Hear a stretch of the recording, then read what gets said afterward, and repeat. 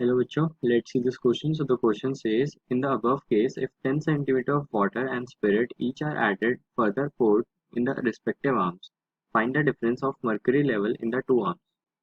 So the key concept of this question is pressure in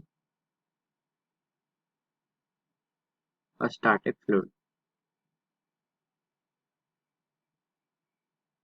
basically इस question में हमें बोला जा रहा है एक यू ट्यूब दी है, यू शेप ट्यूब गिवन है हमें, जिसमें 20 सेंटीमीटर वाटर एक लिम में और दूसरे लिम में 25 सेंटीमीटर वाटर है।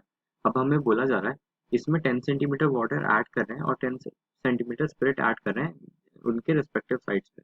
तो अब हमें बताना है जो मर्करी लेवल है उनके जो डिफरेंस होगा उनकी हाइट का वो कितना होगा।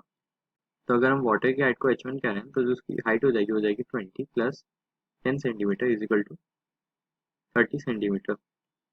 अगर H2 हम स्पिरिट की हाइट कह रहे हैं तो हो जाएगी 25 plus 10 centimetre is equal to 35 centimetre.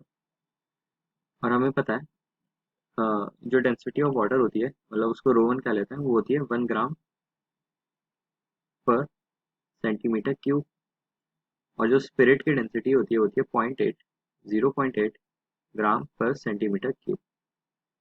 और जो रो ऑफ मर्करी होती है वो होती है 13.6 ग्राम पर सेंटीमीटर क्यूब। तो यहाँ से मरकरी जो है उसकी जो प्रेशर डिफरेंस है उसका जो फॉर्मूला आ जाएगा वो आ जाएगा P is equal to rho G into H. तो अगर हम क्वेश्चन में बेसिकली हमें डिफरेंस इन मरकरी लेवल्स निकालना है मतलब H निकालना है। तो जो ये प्रेशर होगा difference between pressure applied with the water and pressure applied with the spirit.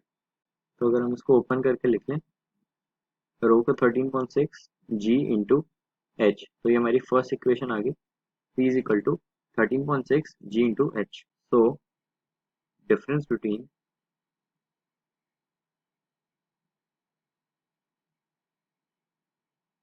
pressure by water and spirit will be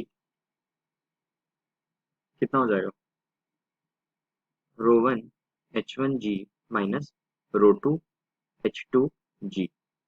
तो अगर हम G कॉमन ले लें तो ये आ जाएगा रो 1 H1 मतलब 30 into 1 30 minus rho 2 H2 35 into 0.8 होता है 28 के बराबर।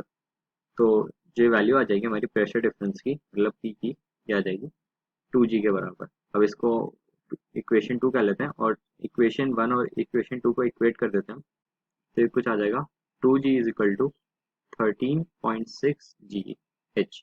तो G से G कैंसिल हो जाएगा। तो जो H की जो वैल्यू आ रही है हमारे पास वो आ रही है 2/13.6 centimetre which is equal to 0.147 centimeter. So this is the final answer.